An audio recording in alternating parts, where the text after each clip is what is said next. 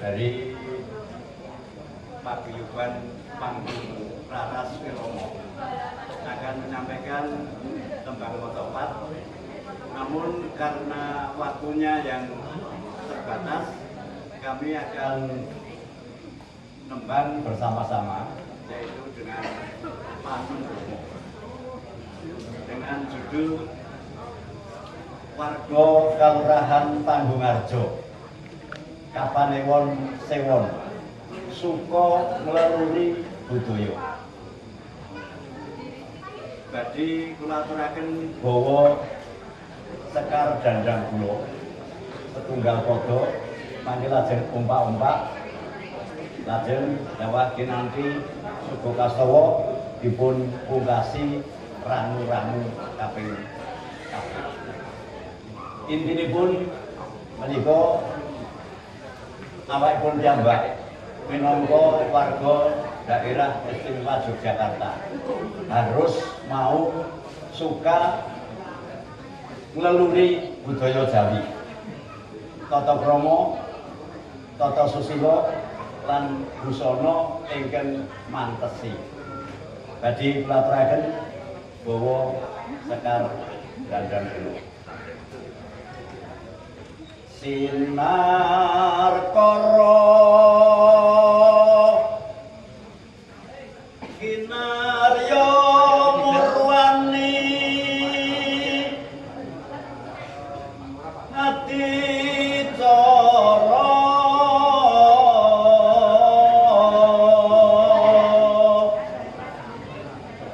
jagongan selapanan angleluri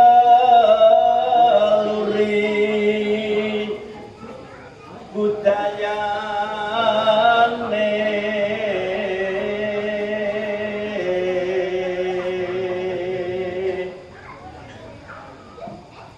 ngaturken sugeng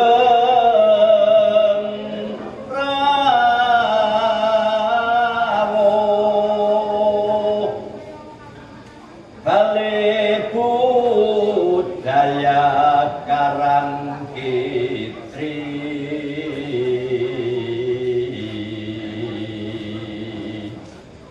Kelurahan Panggung Harjo kang misuwur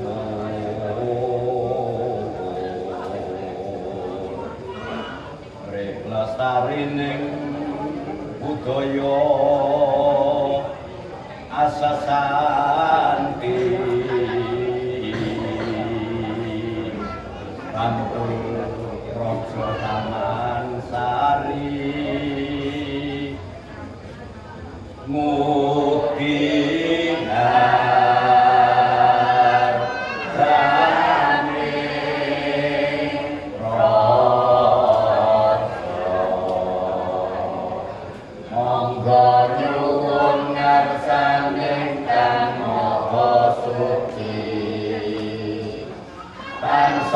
Sinaket Anugraha Sayekti anggenira leluri budaya Jawi tinebena ing sakadaing bilahi siji loro telu kanthi asa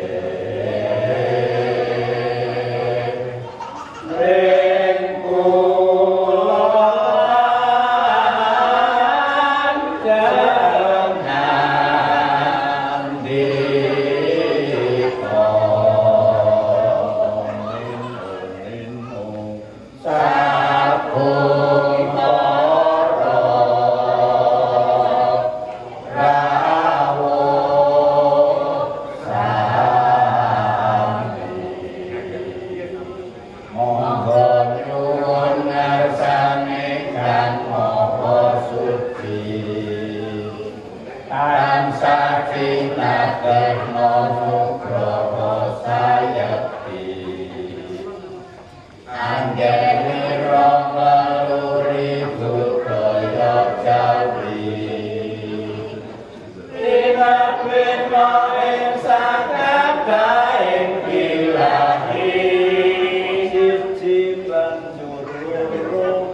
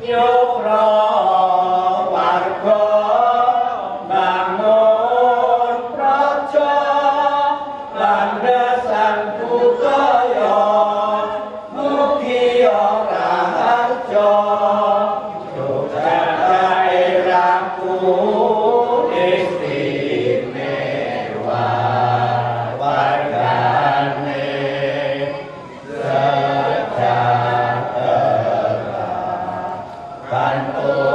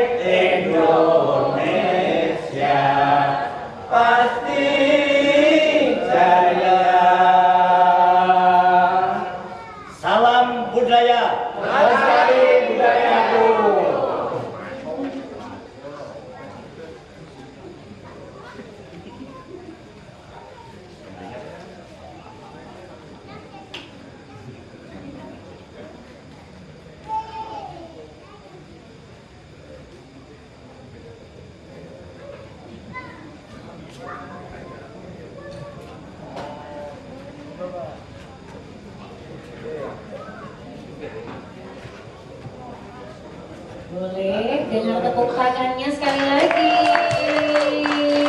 Pandung Raras Wirama, luar biasa Mbak. Ini boleh angkat tangan teman-teman yang di sini yang bisa mocopatan. Siapa? Tadi kayaknya lihat dari sebelah sana banyak kan yang bisa mocopat ya. Oke, mocopat yang ada di sini yang masih bisa. Rahmat. Anak Pak Nurman Rakangke masih orang lama, jadi carinya yang muda.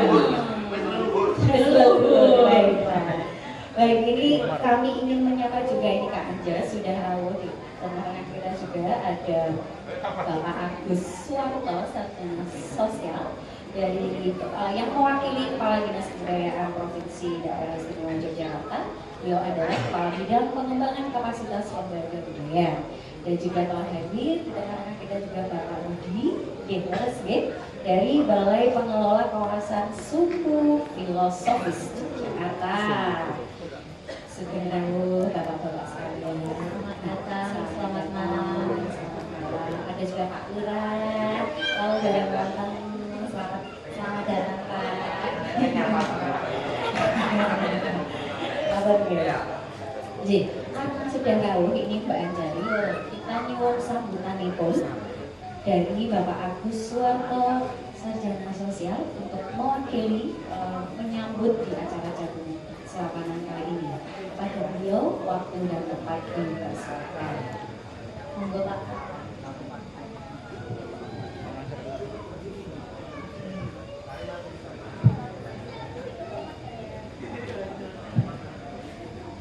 Assalamualaikum warahmatullahi wabarakatuh. Salam sejahtera kita semua. Om Swastiastu, Namo Buddhaya, salam kebajikan, rahayu. Salam budaya. Ya, terima kasih.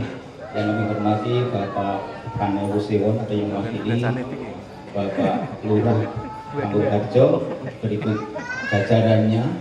Kemudian dari Oramil barangkali dari Kapolsek, kemudian tokoh-tokoh masyarakat, kemudian 4 pilar mungkin karena ini termasuk desa mandiri budaya. Alhamdulillah pada malam hari ini saya menyaksikan langsung ini ya. Memang waktu kemarin saya kesini pas verifikasi desa mandiri budaya itu diceritakan kalau ada selapanan, jagongan selapanan. Ini saya sudah menyatakan langsung, ternyata luar biasa Pak. Tepuk tangan bagi Panggung Harjo. Jadi ternyata Disku DIY waktu tahun 21 membangunkan ini Balai Budaya ini sudah dimanfaatkan sebesar-besarnya nih. Dan saya sudah berbangga sekaligus apresiasi ya. Memang tujuan Dinas Kebudayaan membangun Balai Budaya itu harapannya sebagai sentra atau mungkin pusat kegiatan terkait dengan budaya, dan ke depan mungkin akan dibikin manajemen bagaimana teknisnya biar Balai Budaya juga bisa barangkali ada warga yang mungkin mau dipakai untuk apa bisa dikondisikan, artinya biar kalau ada kerusakan pemeliharaan itu bisa membiayai sendiri. Jadi perlu kami sampaikan bahwa desa Panggung Harjo ini sudah tahun ketiga ya ini ya, dan harapannya di tahun keempat itu sudah benar-benar mandiri. Definisi mandiri itu sebetulnya adalah bisa melaksanakan ketugasan budaya dengan tidak dibayar oleh pemerintah atau Disku DIY. Mudah-mudahan bisa ini. Iya. Nah, artinya apa? Bukan berarti pemerintah tidak ada anggarannya, cuma nanti untuk yang lainnya begitu. Makanya ini kan disupport kemarin sebagai desa mandiri budaya, dibuatkan aset-aset budaya yang bisa untuk memperoleh pendapatan ya. Harapannya kan seperti itu, aset-aset tersebut bisa dipergunakan seoptimal mungkin, bisa mendatangkan penghasilan ya, kemudian bisa mensupport kegiatan budaya. Jadi konsep desa mandiri budaya ini adalah desa budaya yang nafasnya, atau desa yang sudah mandiri yang bernafaskan budaya. Ini sangat luar biasa. Mudah-mudahan ke depan kegiatan seperti ini bisa untuk selalu dipertahankan ini karena memang inti dari kegiatan itu kan rembuk ya. Di dalam kebudayaan intinya rembuk, bagaimana masyarakat di bawah, masyarakat saling yang mendukung ini bisa saling membantu, saling memberikan pemasukan seperti itu, sehingga memang bukan semata one man show tapi memang sistem yang bergerak ini. Jadi saya kira ke depan Panggung Harja semakin maju. Mudah-mudahan kalau dievaluasi desa budaya ada di tahun 24 kemarin kan masih istilahnya berkembang ya. Saya yakin ke depan mudah-mudahan peringkatnya naik menjadi desa budaya yang maju. Oke, terima kasih.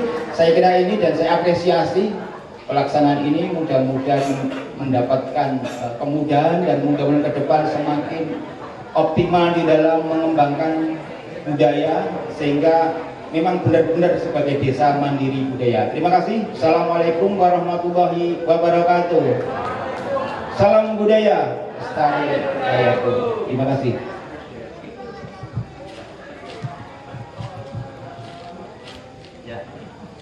Sembahun ini Pak Agus, memang benar-benar ini pendopo Karangfitri ini sangat termanfaatkan ya. Kita juga kami ini yang matur nih Pak. Dari Biennale Jogja juga memakai ruangan ini sebagai salah satu ruang pamerannya. Jadi monggo warga sekalian bisa mengunjungi besok di siang hari, ada di belakang. Oh, mulai dari Selasa, hari Selasa betul. Tiap Senin kita libur. Setiap Senin libur, jadi kita memanfaatkan bekerja sama dengan warga di Panggung Harjo menggunakan Balai Budaya Karangfitri sebagai salah satu pamerannya Biennale Jogja tahun 2025. Jadi monggo kita punya pameran di ruang belakang, lalu ada yang di pojok sana itu kolaborasinya senimannya sama Pak Nur Rohmat. Sama Pak Nur Rohmat betul. Jadi senimannya dari Jakarta kolaborasi dengan Pak Nur Rohmat. Luar biasa Kak. Di sini ada beberapa karya outdoor juga. Kemudian yang di Limasan juga ada. Limasan sana juga ada. Kemudian di dekat Jembatan Putih situ ada juga ya Kak? Iya betul, punyanya Mbak Agnes Hansela ada. Jadi monggo dilihat-lihat warga-wargi Panggung Harjo ini untuk mengingali sebetulnya biar tidak terkesan pameran itu hanya dimiliki kaum-kaum kota saja. Tapi warga juga memilikinya. Itu kenapa kita bekerja sama dengan Balai Budaya Karangfitri. Baiklah, selanjutnya kita udah masuk ke acara inti nih, jagongan selapanan. Kak Anja boleh diceritakan temanya dulu? Untuk jagongan selapanan kali ini, yang pertama kali ini di tahun ini, temanya adalah laku dan ingatan sekitar. Berangkat dari kesadaran bahwa pengetahuan tidak selalu datang dari ruang formal, buku-buku tebal atau institusi, melainkan juga dari laku hidup sehari-hari. Dari tanah yang digarap, dari tangan yang bekerja, dari kebersamaan yang dirawat. Melalui rangkaian kegiatan ini, warga diajak merayakan pengetahuan yang lahir, tumbuh, dan diwariskan di sekitar kita. Judul laku dan ingatan sekitar menjadi ajakan untuk menengok kembali hal-hal yang kita tahu tapi sering terlupa. Kebijaksanaan kecil yang menuntun cara kita berelasi dengan alam, sesama, dan kehidupan agar kauruh tidak berhenti sebagai gagasan saja tetapi juga menemukan tempatnya di kehidupan sehari-hari. Luar biasa. Itu tema kita. Tema kita pada malam hari ini itu agar kauruh tidak hanya berhenti di gagasan, kita mengundang narasumber juga. Ada siapa aja tadi yang mewakili warga Panggung Harjo, diwakili oleh Bapak Agus Subagio. Beliau lahir di Yogyakarta dan dikenal sebagai konsultan sumber daya manusia, pegiat lingkungan, serta penggerak masyarakat yang telah lama berkecimpung dalam bidang pemberdayaan desa dan pengelolaan sampah mandiri. Saat ini beliau menjabat sebagai Ketua Jejaring Pengelola Sampah Mandiri atau JPSM Kabupaten Bantul, serta aktif sebagai narasumber di berbagai lembaga dan instansi. Dengan latar belakang sebagai trainer dan konsultan yang berpengalaman, Pak Agus Subagio terus mengembangkan gagasan tentang pengelolaan lingkungan berbasis masyarakat sembari mendorong tumbuhnya kesadaran kolektif menuju kehidupan yang lebih lestari dan berdaya. Narasumber kedua Kita sendiri. Ya, karena kita jagoan selaparan X Biennale Jogja 18, kita menghadirkan salah satu kurator dari Biennale Jogja 18, yaitu Bob Adrian. Adalah seorang kurator independen yang sekarang menjadi salah satu tim kurator Biennale 18 dan juga direktur pelaksana di Audio Plane, Orange Cliff Records. Penelitiannya berfokus pada pengembangan bunyi dalam seni dan seni media. Proyek kuratorialnya sudah berkisar banyak baik di level nasional maupun internasional. Ini ditemukan ya berarti dua orang ini betul ditemukan dan dimoderatori oleh Mas Eliandra Widanta, seniman teater dan performance berbasis di Yogyakarta. Sebagai aktor di kelompok Sedut Senut, pengalaman menjadi kurator lini masa Parade Teater Yogyakarta pada tahun 2018 hingga 2025 dan juga Milankori Festival Sandiwara Berbahasa Jawa pada tahun 2023 hingga 2025. Pengalaman lainnya adalah menjadi juri festival teater, riset seni pertunjukan, dan pegiat budaya di Kampung Gondokusuman, Yogyakarta. Jadi semuanya pegiat budaya. Dipertemukan dengan praktisi kurator kita. Nanti kita bisa tahu bagaimana Kaur ini tidak berhenti di gagasan teman-teman, tetapi juga menunggu dalam keseharian kita bersama-sama. Ketika istri, sebelum kita mulai acara bincang-bincang dan atau yang disebut dengan talk show ini, kita bisa mendengarkan penampilan dari Mada Sutoro dan Friends. Tepuk tangannya, mereka sudah bersiap di sana. Terdiri dari Faisal Aditya, Aldo Devara, Rangga Setiawan, dan Naila Veka adalah sekelompok musisi muda dari Jogja yang berkumpul karena kecintaan mereka pada eksplorasi bunyi.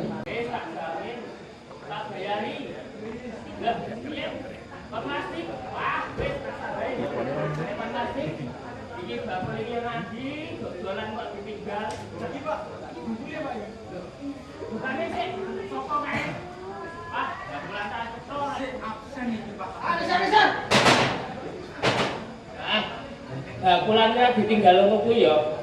Nek lak dipuki kabeh, pangan kabeh. Biasane kowe wedang sik ana opane kan? Wedang bae. Heeh. Ono pulang kali ini. Biasane kowe ngopi kok. Walah. Gawe ngono bulote rasa enak. Siti kok. Heeh. Masane aku kanu bulone bul, dasane kok penyakit gula. Nek bayar ora iki. Walah. Nek kita percaya ora aku ora tau to. Makan tipis. Ora. Awake babon wae kok. Hah? Kok biasane ambon yo. Ambon yo. Ngerti yo to. Aku bisa iki proyek wetan kono. Proyek wetan kono iki aku.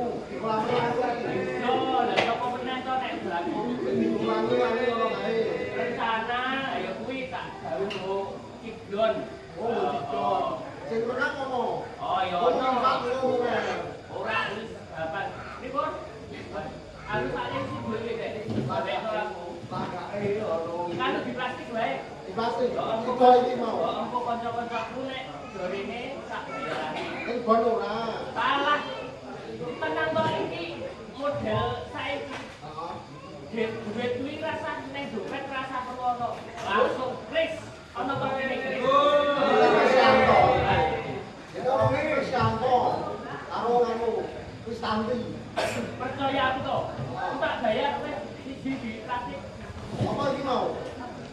Jahe ulang kali kuwi lho. Jahe ulang kali. Oh, saya tadi. Ngetrenang-trengan saya kira saya ulang kali kuwi. Rasa dibas to. Heeh. Sebentar.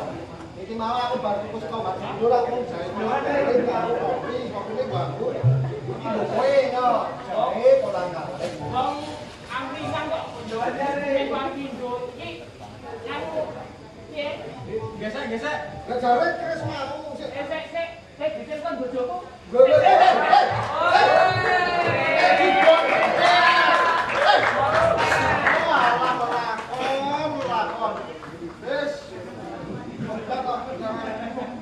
Aman Mas, engko tak bayaran Mas.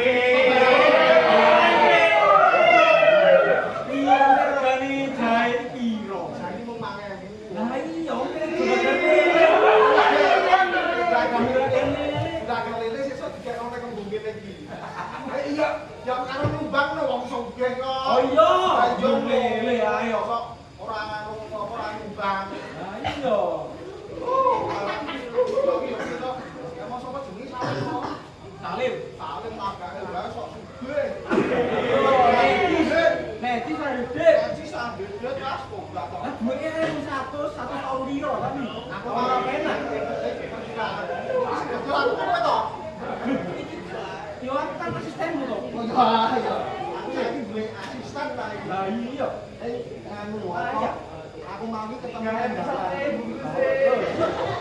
ana wong ngomong-ngomongan, ngomong-ngomongan iki nganu ditake apa arep ingatan di sekitar ngono kuwi.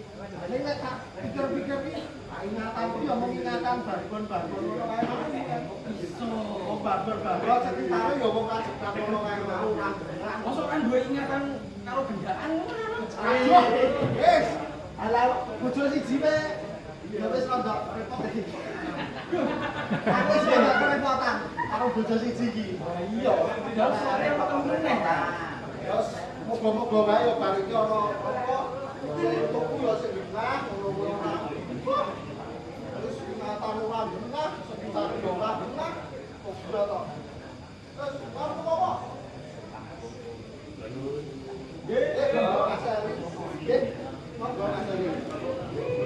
Udah apa? Es bro. Panas. Panas, Pak. Panas. Ini kopi.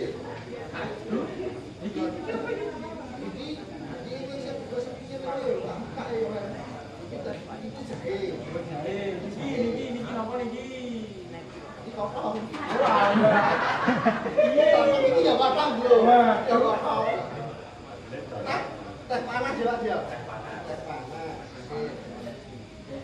Oh, aku yo ini kan mau yo salim yo anu kok mau makan murah bener kok kan mau yo. Orang di toko siji ki ora Mas. Terus enggak tak taruh di kaki. Dodolan kan kok.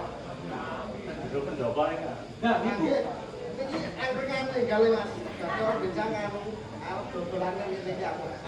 Niki mlebu kontemporer. Kontemporer. Ya, niki kula nemoni angkringan teng jero pendopo.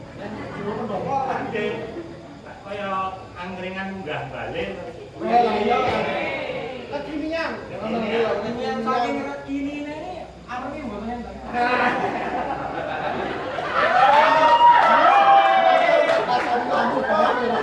Tapi aneh, jam ini kok iso panas.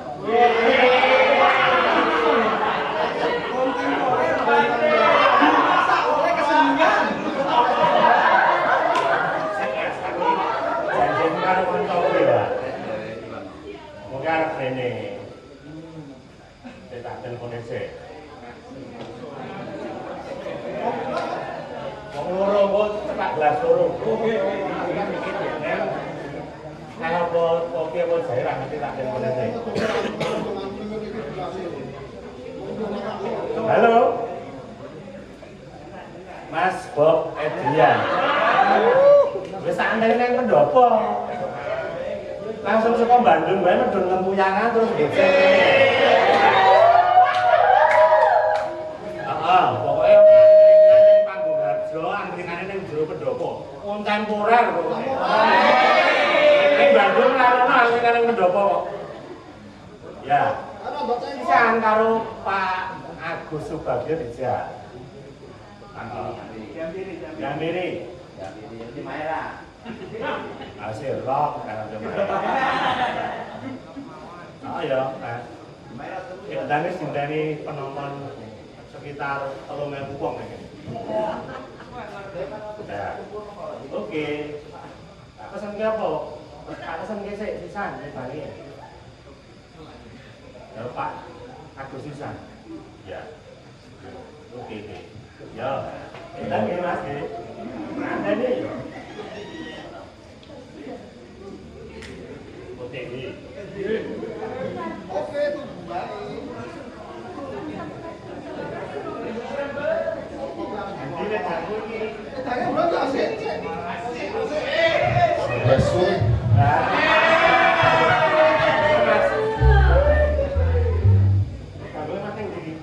Iki asisten. Tadi bareng sama Pak Agus enggak? Enggak. Pak Agus ini ya. Monggo diunjuk. Belum pesen kalau ngerti ya, Mas. Ini ngelahe. Pakai kuning ya. Halo Pak Agus.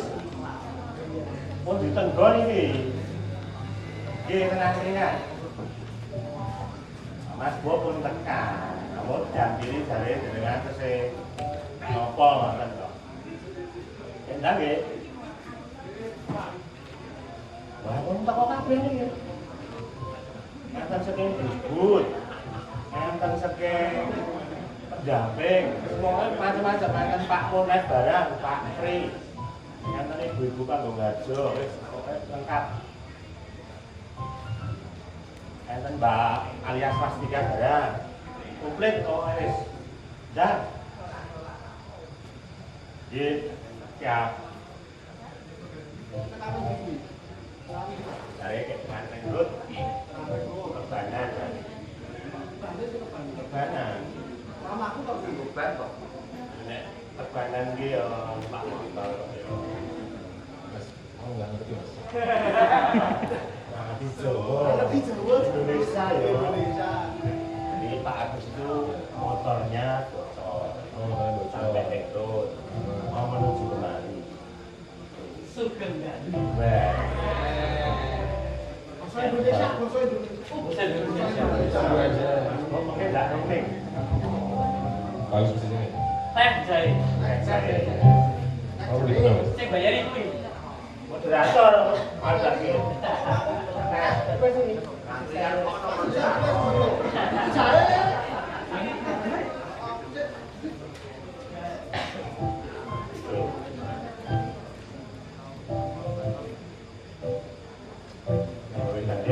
Terus nanti kita mulai ngobrol-ngobrol soal jadi anu Mas Bob, mungkin ini agak apa ya,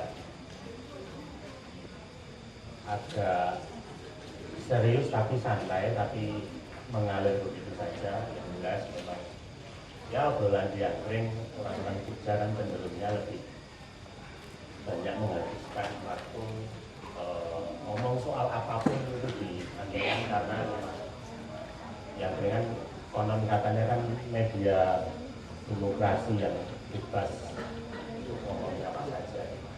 Jadi kalau boleh tanya nih, Mas Bob atau Mas Edrian, kalau saya kan panggilnya Bob, Mas Bob yang jelas. Kalau boleh tahu nih, sebagai kurator Biennale yang 18, kemudian hari ini kita ketemu di Jagongan Selapanan yang memang ini agenda rutin dari warga Panggung Harjo, yang tentu saja secara karakteristik kan Panggung Harjo punya keunikan khusus. Artinya sebagai kurator itu melihat atau memandang kawruh atau ingatan atau tanaman lagu yang kemudian menjadi tema untuk Biennale tahun ini itu seperti apa? Kenapa Panggung Harjo, terus kemudian ada keterkaitan apa sih soal dinamika warga Kampung Panggung Harjo itu sendiri dengan Biennale yang mungkin kita terus punya segala macam yang sifatnya apa ya, artinya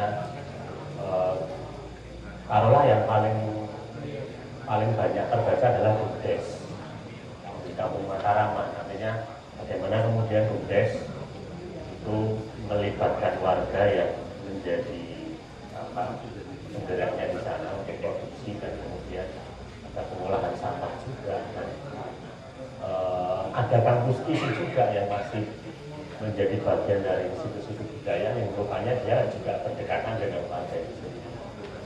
Sebenarnya tentu saja kalau ngomong Panggung Harjo jelas dia cukup dekat dengan aktivitas kesenian sebenarnya. Mungkin boleh kita tahu atau kita dengar dari Pak Agus Subagio yang lebih berpengalaman, artinya mendampingi, mengelola bersama warga yang lain di Panggung Harjo, entah soal lingkungan, soal budaya, soal seni, soal sosial barangkali. Apa sih yang kemudian selama ini warga Panggung Harjo apa ya dilakukan.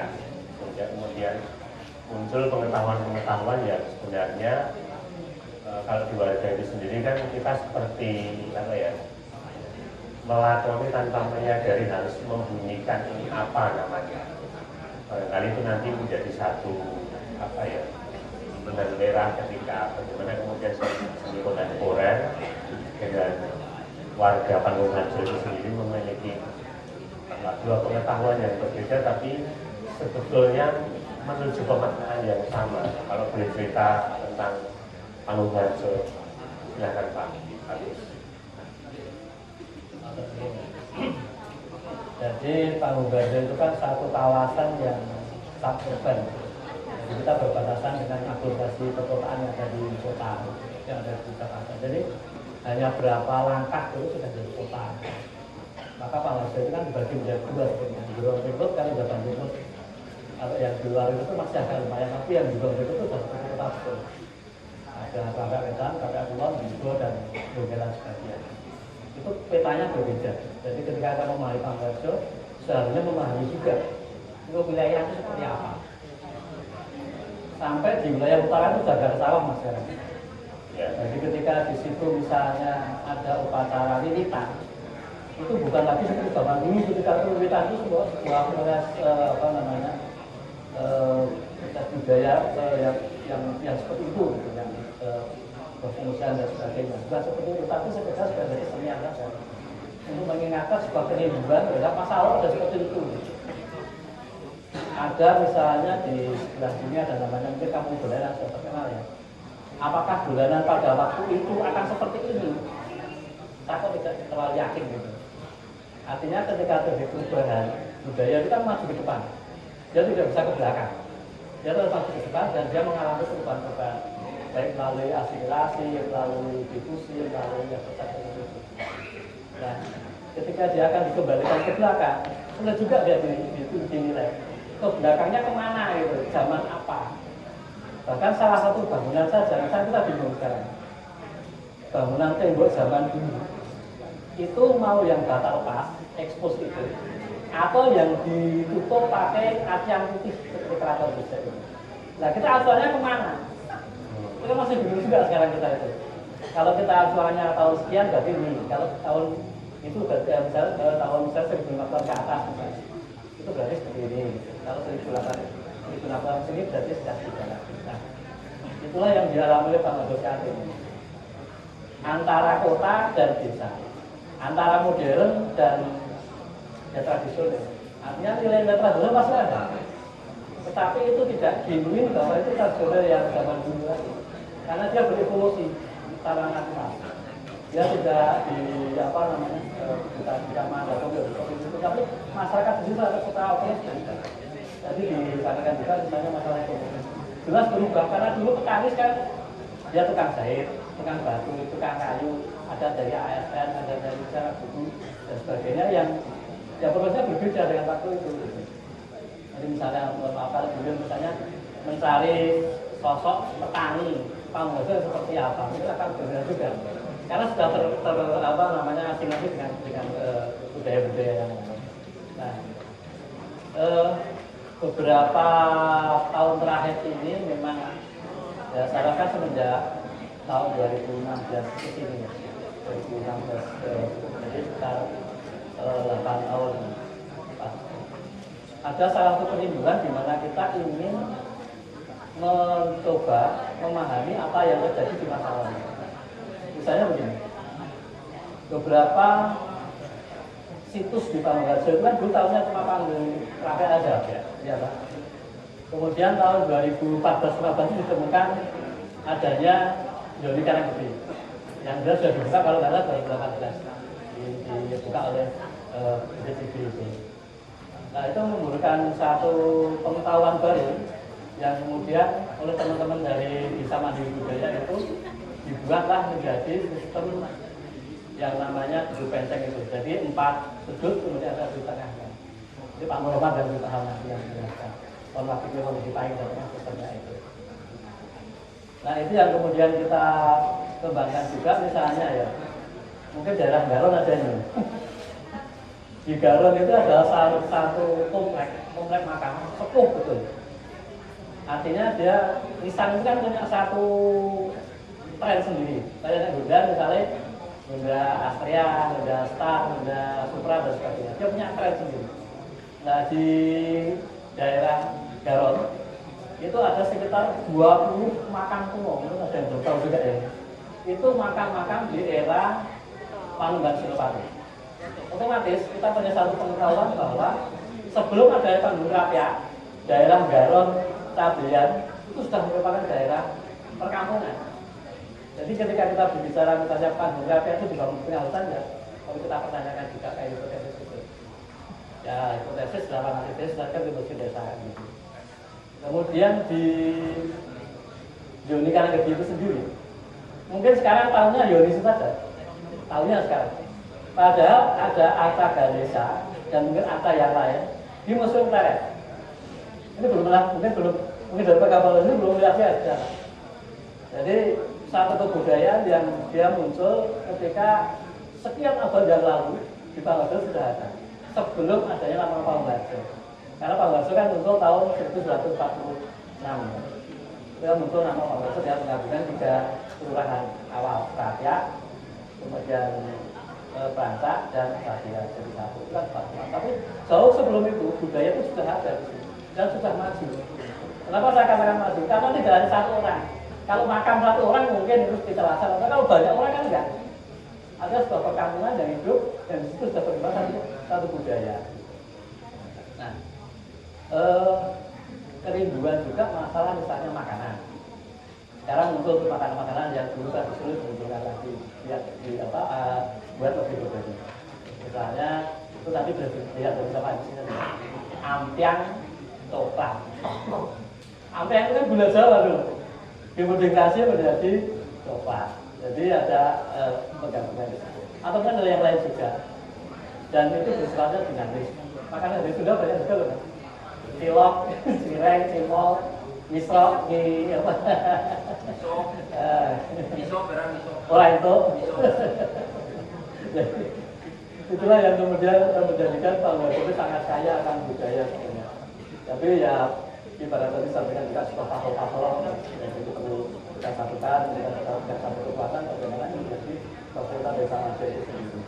Maka tahun 2016 itu ketika kami diminta Pak Panji waktu itu untuk mendirikan namanya Pusat Budaya, kita berikan judul atau apa ya nama itu Bumi Panggung. Itu kepanjangan dari panjangannya adalah budaya minangka bumi, budaya minangka paugeran ingkang adiluhur. Jadi bagaimana sebuah tata nilai, sebuah pergaulan dan juga termasuk juga regulasi-regulasi itu berjalannya adalah pada budaya lokal. Jangan pernah ditinggalkan budaya lokal untuk mengembangkan panggilan. Kan sudah ada 3 ya, budaya lokal yang umum gitu. 1 gotong royong, 2 musyawarah, 3 keluarga. Itulah yang selalu tercermin di panggilan. Jadi sebutkan misalnya bumdes, sifatnya seperti itu. Karena ada lagi toples merah putih.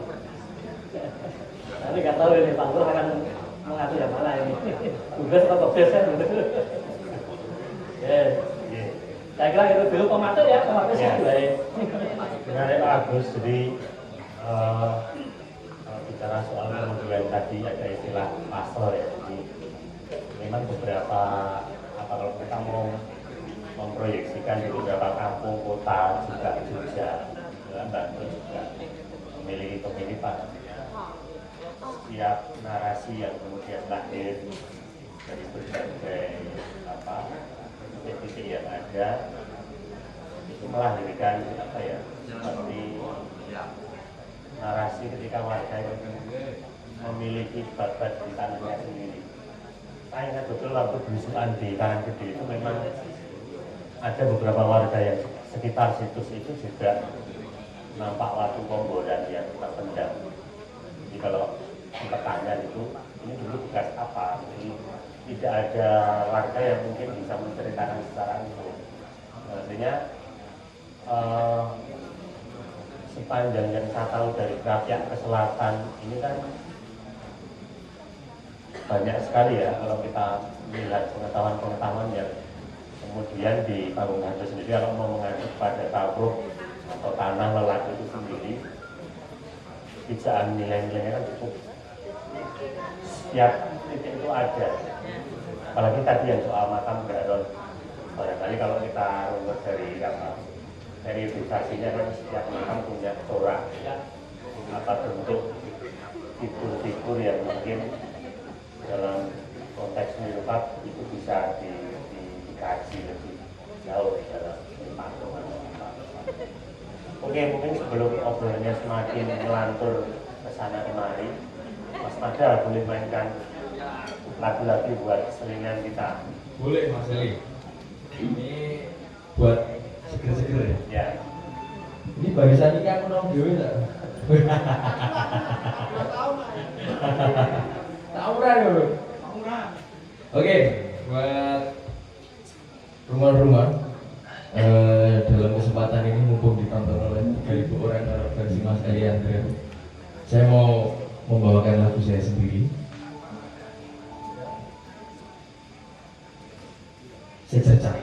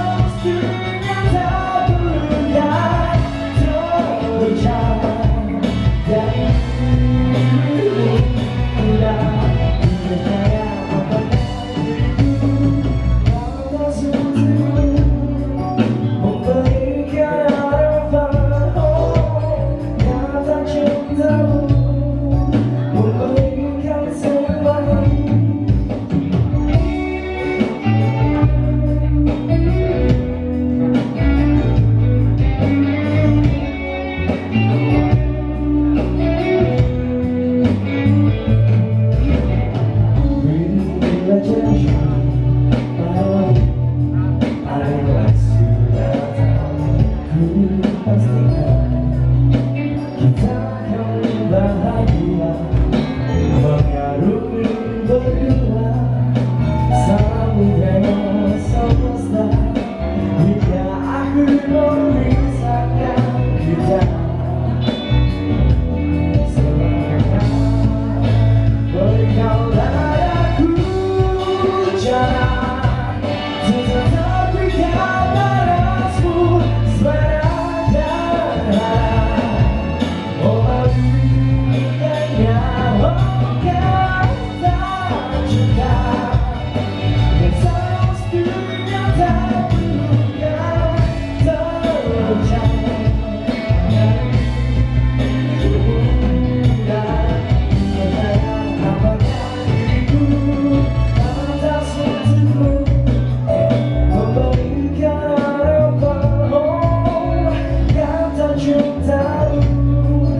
memberikan senyuman.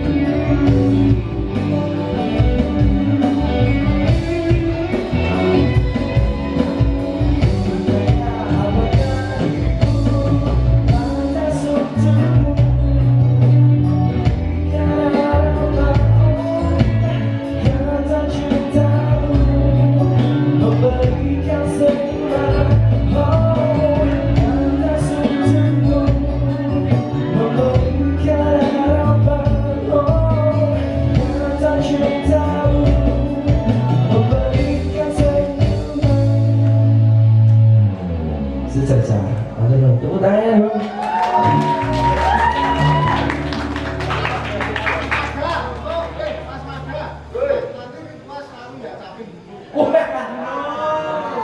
Selendro menyurau.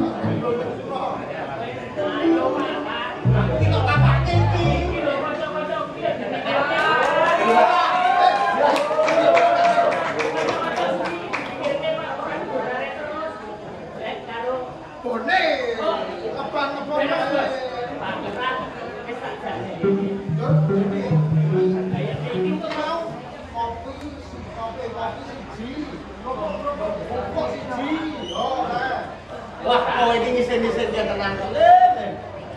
Kita ini yo, tapi kau ini yo.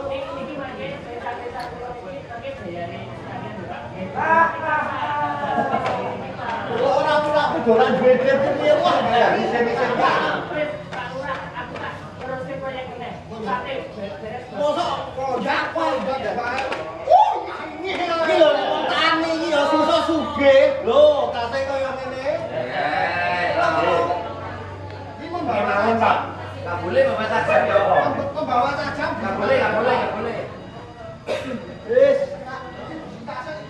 Nggih, kita kedatangan Pak Lurah Panggung Harjo, Bapak H. Ari Suryanto SE, monggo Pak, selaku pemangku kepentingan, artinya selama ini ketika memimpin Panggung Harjo, artinya Bapak pasti punya pengalaman berinteraksi dengan warga, bersama warga Panggung Harjo sendiri, selama ini punya paparan yang seperti apa, artinya pasti ketemu dengan berbagai macam karakteristik warga-warga yang ada di Panggung Harjo itu kan masih punya satu pesan yang menarik. Artinya barangkali ini kalau dikaitkan dengan Kapol itu sendiri, apakah Bapak selama menjabat di sini juga mendapat sesuatu nilai yang kemudian itu belajar bersama warga Panggung Harjo seperti apa? Oke, Pak Tulun. Ini tak pesen ke Candi. Oh, oke. Apa Pak? Aku dipesan ke anu, es teh. Leleng panasan kafe. Kopi, kopi kok. Kopi, Pak. Lah kok biasanya tak pesen es teh iki kowe grup. Kene tulisan es karo batu karo tok teh kowe. Jadi ana batu kae tak tulis es. Heeh, tak teh batu. Gambar iki sik ya. Ya. Golek nang bagi dhewe iki Pak mau. Matur nuwun. Sik ya Pak ya. Ngomong ngopi gede ulah. Nggih, asal. Pemusiknya nggak jajan, Ada poso apa nih? Poso, omongan lu ya Mas. Nggih, matur nuwun. Wis matur nuwun. Iki dadi kula dadi lurah ki durung suwe. Oh. Kula dadi lurah ki akhir 2 tahun. Wis 2 tahun 2024. Saiki 2020. Bener apa ora? 2 tahun sih, Pak. Tahun dong. Lah piye? Lah 2024 bulan Desember kan yo tahun 2024. Iki selame, Den. Lah iya 24 karo selame kan 2 tahun. Angel. Terus selame iki. Dalu piye sopo? Karepe iki 2 tahun taune. Lur, Pak Indonesia lur. Sampai Indonesia mawon, Pak. Mas Bob boten jong iki. Roaming. Iki lek jelas data nih Pak. Ini jadi nanti kalau ngomongnya dari bahasa Indonesia. Dendot. Nggih. Itu udah pakai sate. Pokoknya nek bahasa Jawa cowok seket gitu ya. Aku bayar banget. Nggih, ngadep Indonesia wan Pak. Ya, terima kasih. Jadi Panggung Harjo itu suatu daerah yang unik. Tadi sudah disampaikan oleh Pak Agus ya, sebagai narasumber.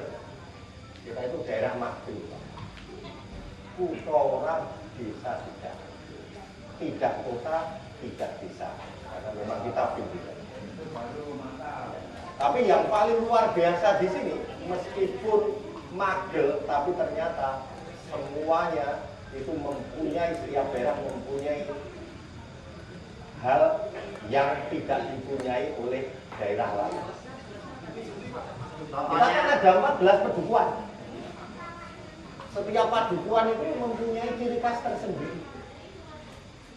Dan itu menunjukkan apa? Kalau dari dulu itu sebenarnya budaya di Panggung Harjo itu sudah luar biasa.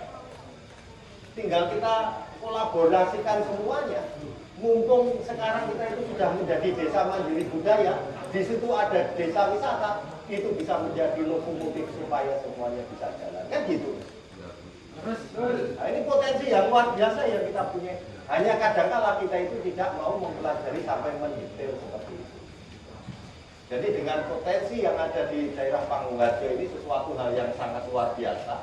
Kalau kita hitung secara jumlah penduduk saja, pada bulan Mei 2025, warga Kelurahan Panggung Harjo itu ada 29.104 jiwa. Coba dibandingkan dengan kelurahan-kelurahan yang lain. Mungkin sini kalah cuma dengan Banguntapang. Di beberapa daerah di luar Yogyakarta ataupun Yogyakarta di daerah barat-barat itu satu kelurahan itu mungkin hanya 8.000, 9.000 sampai 10.000 warga. Tapi jangan kita lihat meskipun kelurahan itu pamungnya cuma 40, tapi apakah bisa dia akan mengayomi semuanya? Bisa. Caranya satu, semua potensi harus kita rangkul semua. Cocok bener? Orang sejenenge lurah ki iso kabeh. Aku nek bidange kok Dedok. wah, kaya wong tipis lho. Sekarang gini aja, saya basicnya ekonomi. Nah yang saya yang gerakkan ekonomi kan loh. Makanya seperti tadi yang disampaikan, gimana mewujudkan kemandirian, nah itu konsep ekonominya yang bikin saya. Tapi untuk gimana caranya menggerakkan kesenian yang ada, ya saya pasrahkan sama Pak Kisro. Pak Kisro. Pak Roman. Nanti ketemu di Budian, ada Pak Kisro ini Pak. Parapane.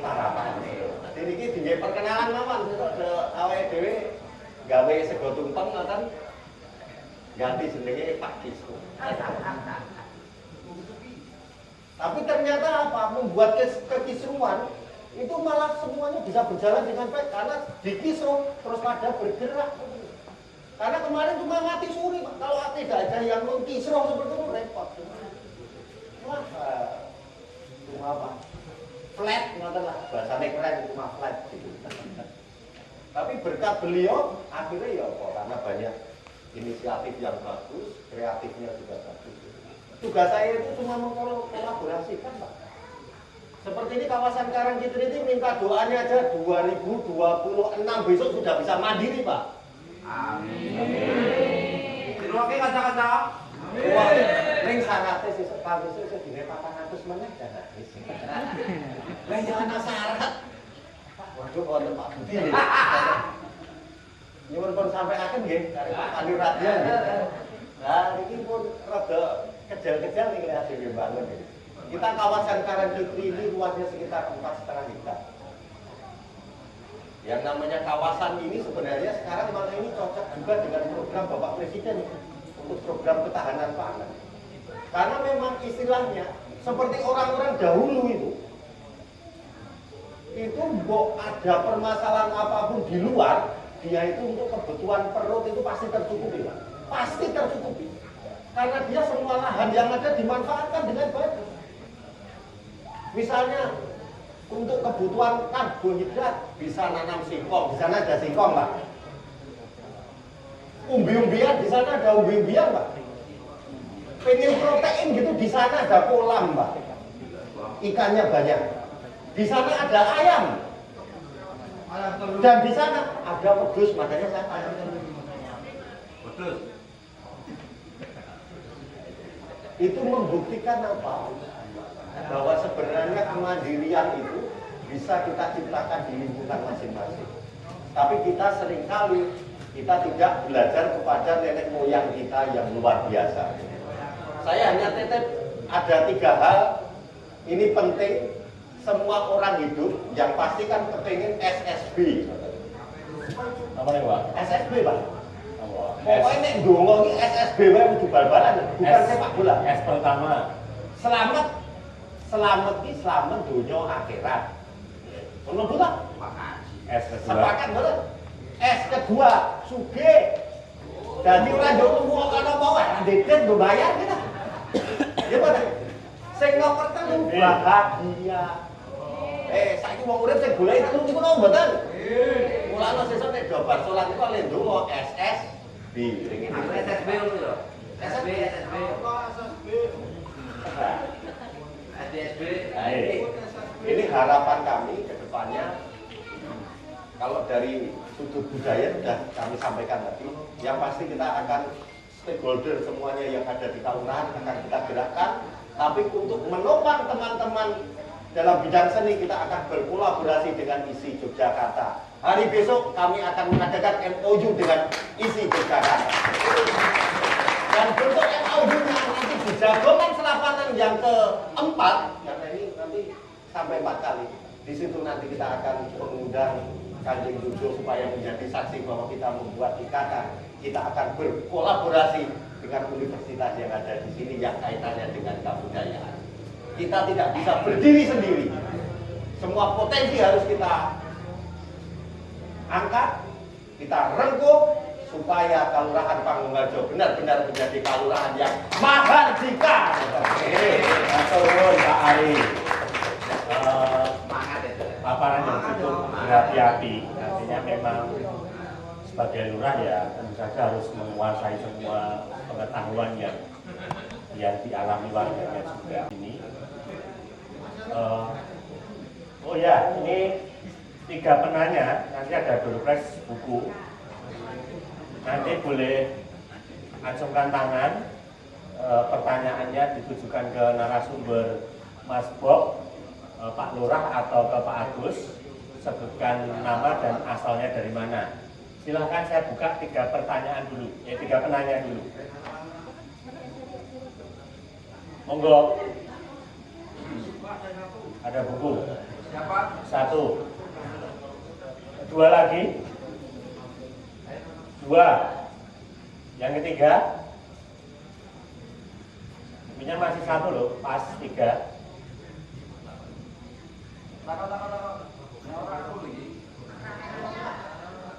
Ini orang tak kisruh lagi. Apa lho Mas? Mas Nur Rahmat. Ajeng bertanya. Oh iya. Oke, berarti pas 3 ya. Itu bawa kantong aja Mas. Silakan, Mbak. Selamat malam, terima kasih. Perkenalkan nama saya Vina. Saya juga lulusan dari ISI Jogja, Pak. Pertanyaan saya sebenarnya cukup sederhana. Saya tertarik untuk mengetahui lebih lanjut tentang anak-anak muda di sini. Apakah rata-rata kalau misalnya kita dengar di desa kan kebanyakan anak-anak muda akan pergi ke kota untuk entah belajar, entah kerja. Kalau di Pangungharjo sendiri seperti apa kondisi anak-anak mudanya?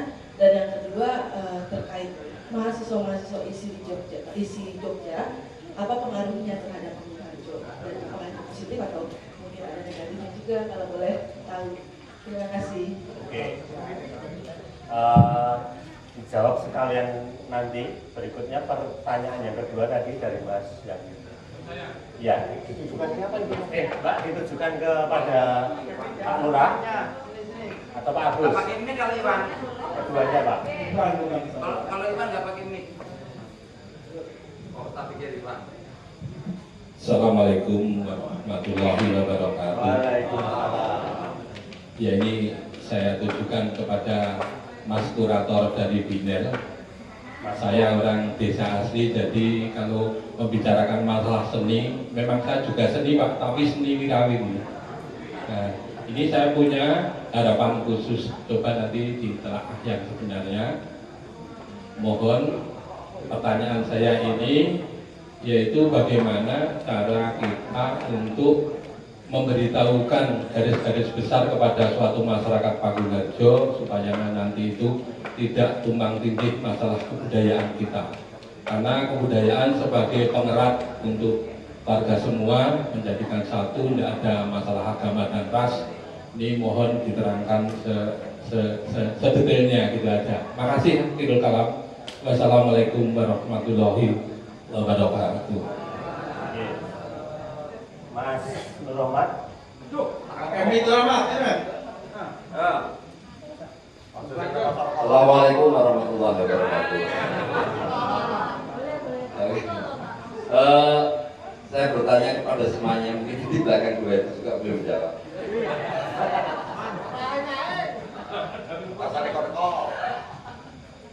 Jadi terpantik dari bidel tentang kawroh dan pelaku. Beliau itu sedikit laku ingatan sekitar ya kan. Bagaimana ini kan ada narasumber Pak Agus bagian, ada Pak Lurah yang sudah 2 tahun katanya, kemudian ada Pak Kurator yang kemudian ini dalam bingkai kawroh tanah pelaku.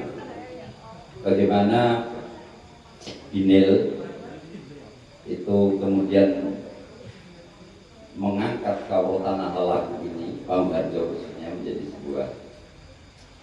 sebuah bungkus yang indah yang bernama seni ini, itu tanpa meninggalkan nilai yang ada di dalamnya. Kata Romo Inten begitu, seni itu hanya bungkus, tapi jangan kau tinggalkan nilai yang ada di dalamnya, dan jangan kau bungkus yang tak sesuai, kira-kira gitu. Nah kemudian bagaimana Pak Agus Subagia dan Pak Lurah itu mengkerangkai itu, karena tanpa teman-teman yang ada di desa itu Mas Kota tak mampu mengenali anatomi desa, kata Romo Inten gitu. Itu sih jadi bagaimana Binil itu kemudian bisa harmoni dalam mengetengahkan karya-karya untuk membungkusnya lebih indah. Terima kasih. Terima kasih Mas Muhammad. Langsung dijawab saja. Jadi pertanyaan dari Mbaknya untuk bagaimana anak-anak muda Panggung-Harjo dengan adanya isi, apakah ada pengaruh-pengaruh yang kemudian muncul, artinya warga muda atau yang berinteraksi dengan mahasiswa, dengan kehidupan akademis itu seperti apa sih di Panggung-Harjo, nanti bisa disambung oleh Pak Agus. Silakan Pak Lurah. Ya, terima kasih. Jadi adanya suatu institusi di suatu tempat itu pasti ada plus dan minusnya, pasti ada. Hanya kita melihat dari sudut pandang yang mana. Yang pasti yang plus kan harus kita tingkatkan, yang minus yang itu harus kita redamkan. Kalau kita bongkar di sini ya sebenarnya ya minusnya juga luar biasa banyak. Contohnya ya, tidak akan saya sampaikan, kita sudah cari solusi saja. Orang mau maju itu tidak pernah melihat ke belakang, melihat ke depan. Laras banget. Kita itu seringkali itu melihatnya itu ke belakang, kita tidak pernah melihat ke depan. Kalau kita mau maju itu yang ada di belakang itu hanya boleh kita jadikan suatu pengetahuan saja, bahwa yang dilakukan itu tidak pas kan gitu. Dalam hal ini, mengapa kami ingin berkolaborasi dengan ISI? Salah satunya untuk meminimalisir hal-hal yang negatif menikah. Salah satunya ini. Tapi secara garis besar, itu dampaknya sangat positif, terutama untuk perekonomian warga. Luar biasa ini. Dampak secara ekonomi itu sangat-sangat luar biasa. Dampak secara untuk seni dan budaya itu juga luar biasa. Karena apa? Karena mereka banyak berperan juga membantu kegiatan-kegiatan warga yang ada di sekitarnya. Saya pernah melihat ada lulusan dari ISI itu membuat salah satu tempat di Jogoripon, Mas Pak Ivan ada enggak? Itu luar biasa membuat ide-ide biar tampak indah gitu. Untuk apa? Rumah-rumah yang di pinggir itu dibikin gambar-gambar yang bagus gitu. Kemudian jalan-jalannya ditata dengan baik gitu. Pewarnaannya juga bagus gitu. Hal seperti itu kan, kalau kolaborasi yang bagus kan akan jadinya luar biasa. Seperti contoh kemarin kita pernah di demo pengelolaan sampah, ditulisi warna-warna, tapi ternyata di mural oleh teman-teman isi jadinya kan jadi indah itu. Loh, hal-hal itu sebenarnya Pak. Tapi kemungkinan ya Pak, biner yang moral Pak, biner yang protes Pak. Oh, ya ya biner ada, tapi teman-teman yang juga ada di sana, yang pada juga ada pendampingan teman-teman dari isi. Ojo salah kayak ya jebolan isi kan, ulangi isi kan. Pak Kisruh dosen di sana itu juga. Jadi memang kalau kita lihat negatifnya kemungkinan karena yang namanya dimanapun sama, yang namanya anak-anak kuliah itu kalau diisi kan beda. Diisi itu biasanya kalau malam itu aktivitas, siang tidur. Nah, pada kita seringkali ikut-ikutan. Malamnya begadang, siangnya belajar ngantuk. Nah, Dapatnya apa Pak? Resi. Tapi itu sebenarnya tidak terlalu apa? Menurut saya efek negatifnya kecil. Namun sekarang ada sedikit perbedaan yang itu akan kita ubah. Saya melihat yang adik-adik isi yang dulu-dulu, yang bajunya sampai naik, gondrong-gondrong itu dengan kita. Itu malah banyak membaurnya sama masyarakat. Tapi dalam beberapa tahun yang terakhir ini rapi-rapi itu ayu-ayu bagus-bagus itu malah rada menurun. Ini yang akan coba kita apa? Kita rangkul kembali biar nanti bisa membaur dengan masyarakat sekitar. Itu yang menjadikan beberapa daerah di sekitar isi itu kegiatan-kegiatan keseniannya lumayan intens dan banyak.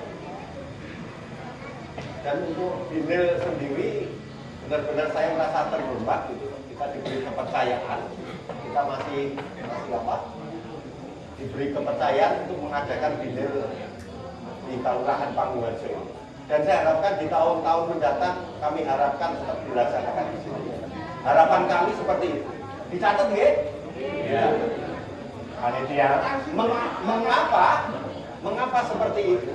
Karena kita memang ingin mengkolaborasikan antara talent-talent yang dari luar itu yang mempunyai jiwa seni. Kalau yang dari rekan-rekan Binil itu kan koyo base antar kota, antar provinsi, ini antar negara malah. Gitu. Kalau anu kan akap itu antar kota, antar provinsi. Kalau ini udah antar negara ini. Kemarin kita ada beberapa yang ditampilkan itu kreasi dari memang seniman-seniman luar kan ada mereka. Itu kan bukti apa? Ternyata yang bisa menyatukan semua ras, golongan, agama dan yang lain-lain itu selain olahraga ada. Ternyata apa? Kebudayaan. Meskipun kebudayaannya berbeda-beda. Nah, jadi kami harapkan dengan sinergitas seperti ini, dengan adanya Binil yang mau berkolaborasi dengan warga kami, yang kita harapkan nanti akan semakin mengerucut desa mandiri budaya kita, nanti akan semakin maju ke depannya. Jadi kami harapkan untuk kegiatan-kegiatan tersebut mudah-mudahan masih bisa dilaksanakan di kelurahan kita. Dan kita harapkan nanti saya selalu sampaikan sekarang dengan rekan-rekan kelurahan itu, setiap kita melakukan suatu kegiatan, habis kegiatan itu harus ada impact di dalamnya. Tapi impact-nya tidak hanya pas saat kegiatan tersebut, tapi afternya juga harus bisa berjalan dengan baik. Harus berjalan dengan baik sehingga semua roda-roda ekonomi, kebudayaan dan yang lain itu semuanya bisa berjalan. Karena begitu perputaran seperti itu akan luar biasa, itu ternyata impact-nya terhadap masyarakat kami luar biasa. Kami pernah menghitung putaran uang di Kelurahan Panggoharjo itu dalam 1 tahun, karena saya orang ekonomi. Yang tinggal di Kelurahan Panggoharjo ini ada sekitar 50.000 orang. Mengapa 50.000 orang ditambahi yang kuliah di sini, yang di pondok pesantren? Itu omset yang ada di itu hampir sekitar 950 miliar. Coba dibayangkan kalau semua kegiatan-kegiatan seperti ini diikuti banyak pihak, gerakan ekonomi seperti apa? Budaya maju, ekonomi jalan. Budaya tidak ada uang juga tidak akan jalan. Lalu senang banget Pak? Masuk Pak. Ya masuk Pak. Saya tambahin lagi. Yang paling penak ini ngecak duit. Paling penak apa ngecak duit? Bang itu kan mengatakan itu Pak. Ning sing paling rekoso niku golek duit bar kuwi nggo ngecake karo iso nggerakke kabudayan dan ekonomi kan ngoten. Itu insya Allah yang akan kita lakukan di Kelurahan Pak. Terima kasih Pak Ari. Dari Pak Agus mungkin punya pandangan lain untuk menambahkan dan mempertegas dari pertanyaan Mbak Nera. Ya, jadi gini, kalau kita berkata hanya pakai isi itu sebenarnya nggak adil juga. Sisi utara itu dulu ada STI kerjasama yang merubah pola pikir, pola apa namanya dengan masalah keluarga saya kira. Jadi ya ini mau saya cerita jujur gitu ya. Tahun 87 itu orang ngomong rakyat kesehatan sekarang lakukan yang jalan. Pedok maksudnya. Anak perempuan muda yang ngomong gitu. Itu jalan-jalan pakai celana pendek itu nggak ada Pak. Ya singkat rakyat, karena saya tinggalkan rakyat. Tapi mulai tahun 87, 88, 89 mulai ada. Dan itu ditiru oleh masyarakat sekitar. Nah kita bilang tidak banget dari satu dulu seperti ini. Nah, itu kan sampai bawah. Tapi ya, alhamdulillah tidak sampai ke pondok rakyat itu sehetan kan, sehetan. Nah bagaimana kalau kita berkaca ke isi, tadi sampaikan ke Pak Lurah itu sebenarnya pada tahun belum gempa 2000-an awal. Itu kita punya namanya TKB Utama. Itu yang lukis mural, tapi bukan mural yang sekarang ya, mural yang anak-anak gitu.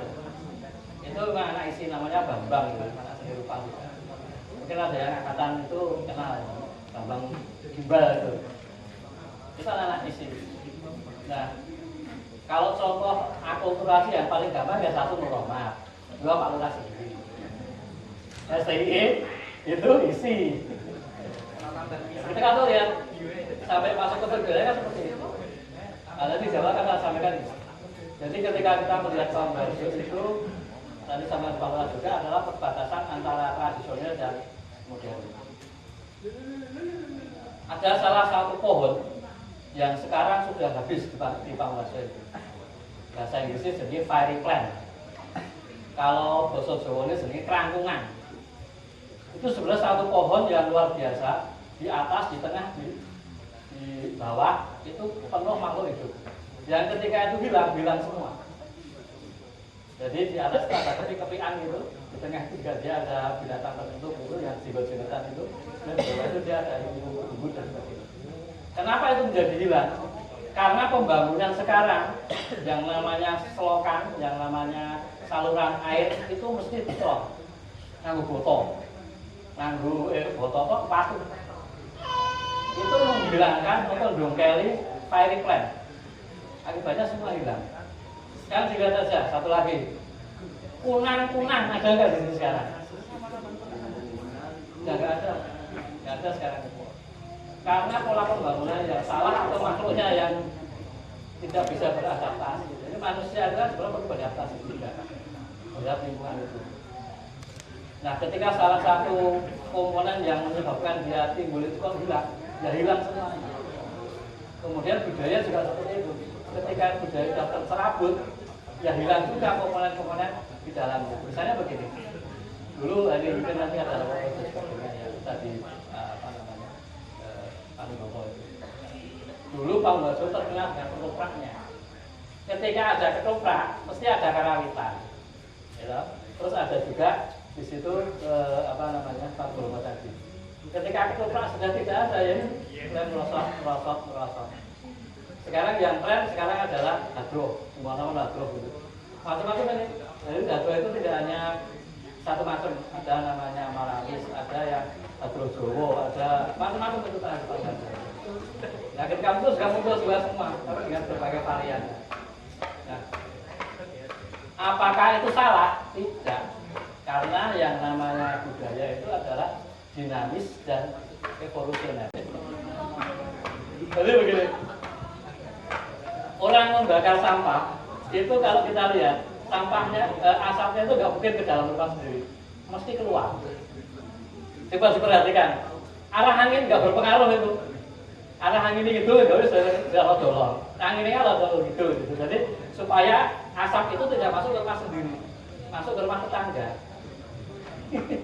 Terus gue nggak mau jalan, nanti misalnya pas wong derengi, itu kan jadi masalah. Nah kemudian ada misalnya pas di situ ada acara obong-obong tadi. Ya secara memang dia di rumah sendiri, tapi kan kebelet kan sendiri. Nah itulah yang kadang empati itu mulai sudah turun juga. Jadi nek cara Jawa iki jenenge empan papan ya biasa. Memahami waktu, memahami tempat. Angon waktu, memahami waktu. Jadi kapan waktunya, kapan tempatnya. Sebuah kegiatan itu bisa saja benar, tetapi karena waktu dan juga tempatnya salah, bisa menjadi salah. Termasuk kebijakan pemerintah bisa dijelaskan seperti itu. Jadi idenya itu benar, tetapi ditempatkan pada satu tempat yang salah bisa menjadi salah. Waktunya salah, belum waktunya bisa menjadi salah juga. Nah, kira-kira mungkin mudah-mudahan tidak menjawab. Mudah-mudahan tidak menjawab karena ngoyo-woro. Jadi kita santai, monggo ada yang lain. Tapi yang pasti kalau mau belajar tentang bagaimana memahami pendatang yang dari kampus, isi belajar pada Nur Rohmat. Kalau belajar tentang SI, belajar pada Pak Lurah. Karena beliau-beliau ini pelakunya.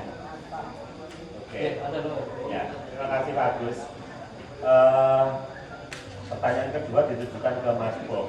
Jadi bagaimana kemudian kerja kuratorial Bienal mengedukasi atau artinya berproses bersama dengan warga Lamongan menentukan garis-garis pengetahuan bersama itu bagaimana?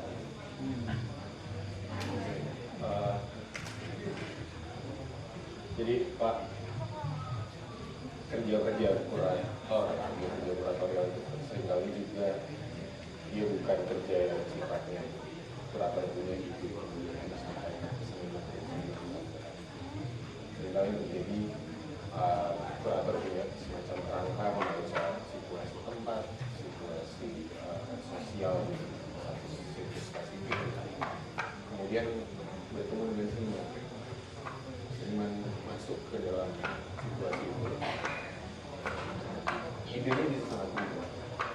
Yang menarik di kerja-kerja kuratorial kemudian Bienal ini adalah bagaimana ketika kita masuk ke, kita ada 11 titik, dan di setiap titik itu punya isunya masing-masing.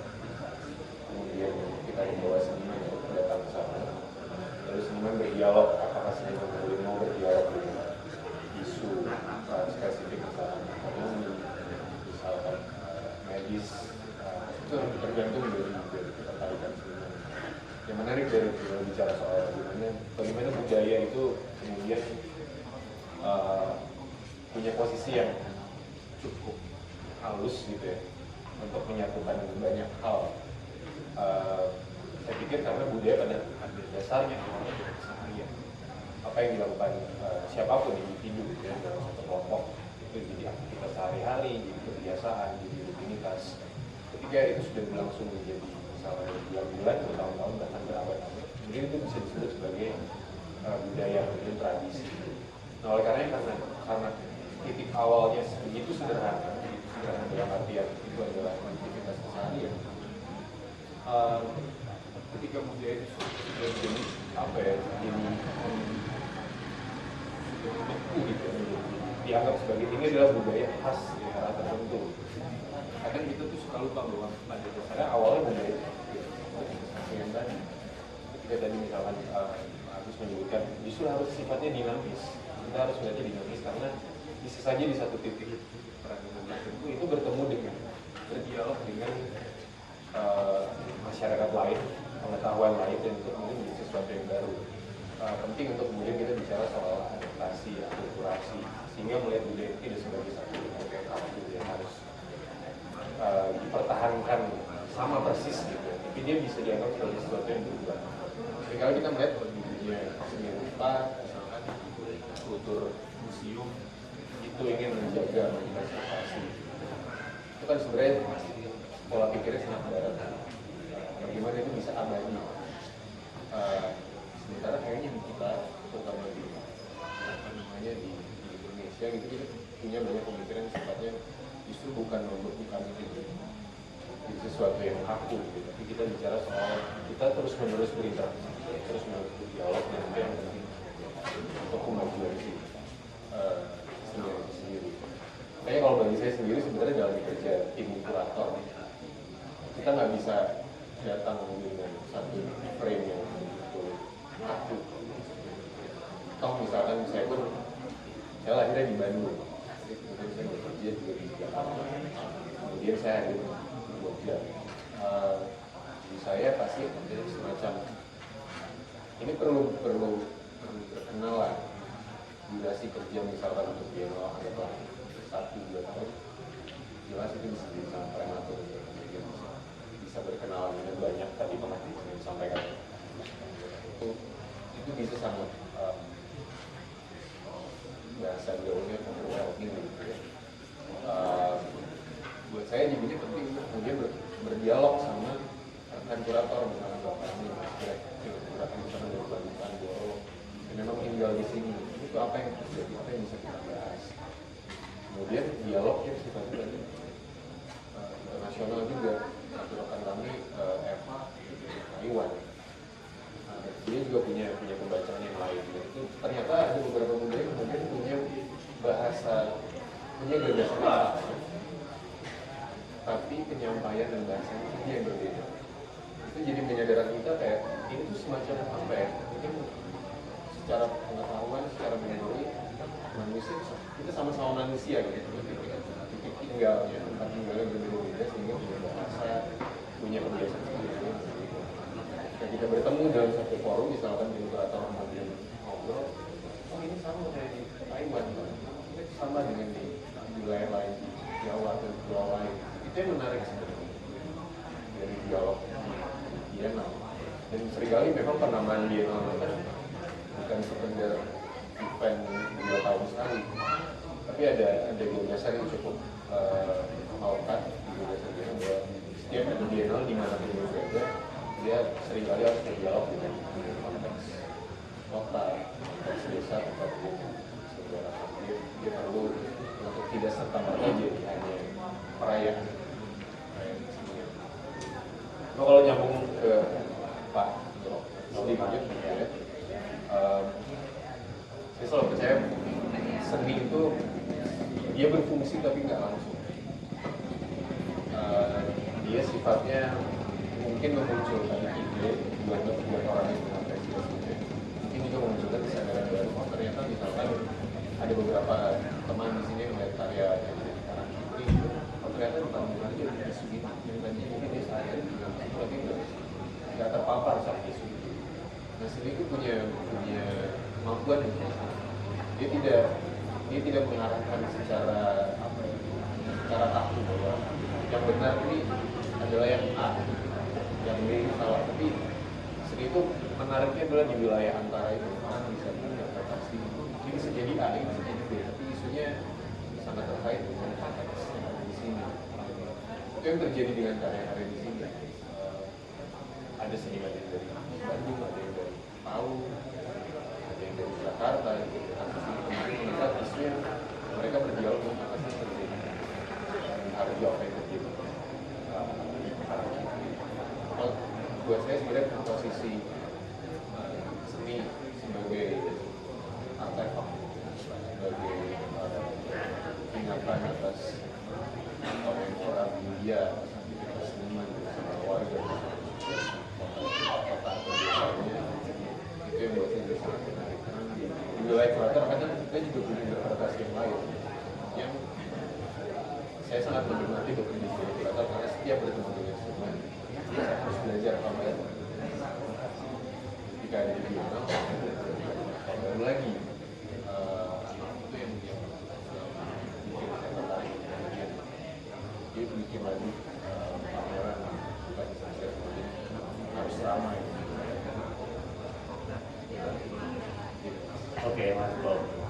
Mungkin kalau Pak Agus menangkap atau apa ya, selama teman-teman bienal ini ada di sini itu seperti apa? Karena barangkali sebagai tokoh yang selama ini sering mendampingi atau menggerakkan satu aktivasi tertentu bersama masyarakat, merespon bienal ini sendiri dengan apa pandangan Pak Agus yang berpengalaman lama di kabupaten seperti apa?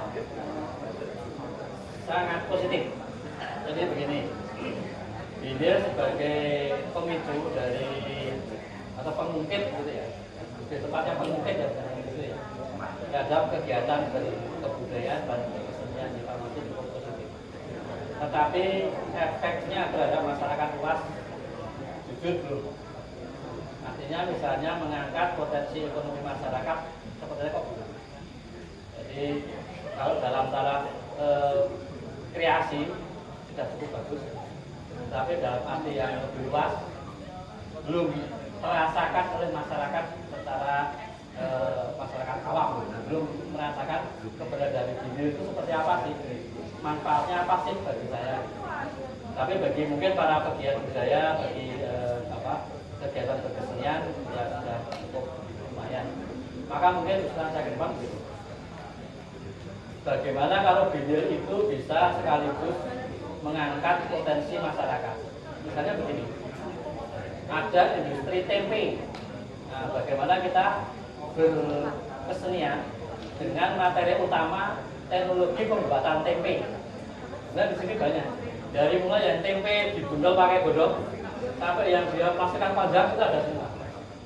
Teknologinya berbeda. Ada dari mulai diinjak-injek, ada yang pakai mesin, ada semua. Nah, bagaimana misalnya satu ketika begitu, bienal melakukan eksplorasi terhadap kegiatan masyarakat itu, kemudian menjadi satu pengembangan budaya yang sekaligus pengembangan ekonomi. Artinya ketika tempe itu dikolaborasikan dengan seni akan lebih menarik dan akan lebih mengangkat potensi para pembuat tempe.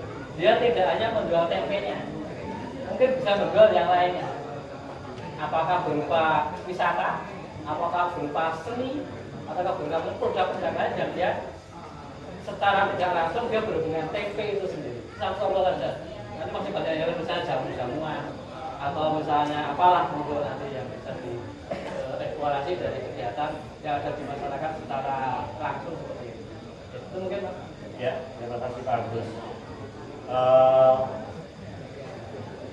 Kita akan buka sesi pertanyaan di berikutnya, tapi Mas Pada M. silahkan boleh melantunkan musiknya.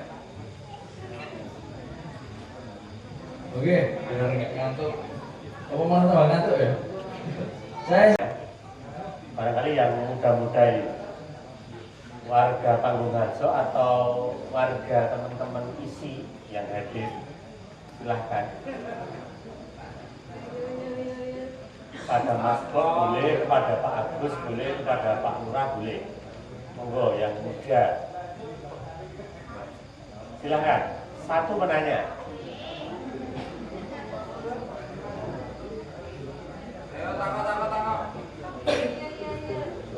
Ada nggak? Atau mungkin dari Pak Pri yang juga bagian dari kelurahan budaya misalnya.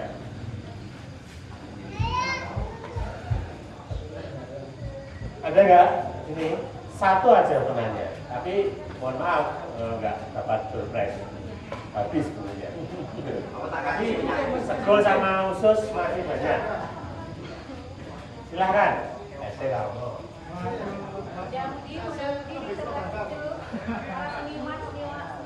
Mas Iwan. Cukup apanya?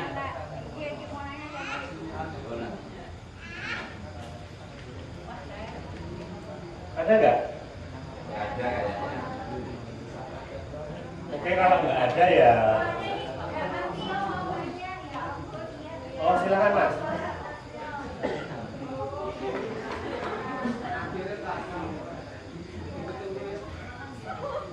Ditujukan ke ketiga narasumber yang mana, silahkan. Mungkin buat bapak-bapak di depan sekalian, kalau ibu-ibu di desa dan di acaranya Biennale itu perannya seperti apa tuh Pak? Kan ini bapak semua nggak biar ada ibu-ibunya, ada cerita ibu-ibunya kayak gimana gitu Pak.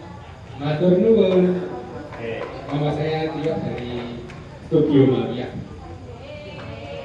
Dari Pak Agus silakan. Jadi peran ibu-ibu misalnya bisa diceritakan.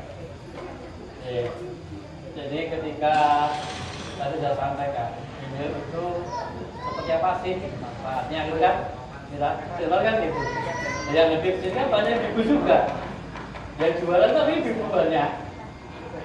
Iya toh? Sudah pada sekarang. Tadi yang host itu nggak ibu juga, ibu toh. Anak calon ibu tadi. Ya banyak juga sebetulnya. Jadi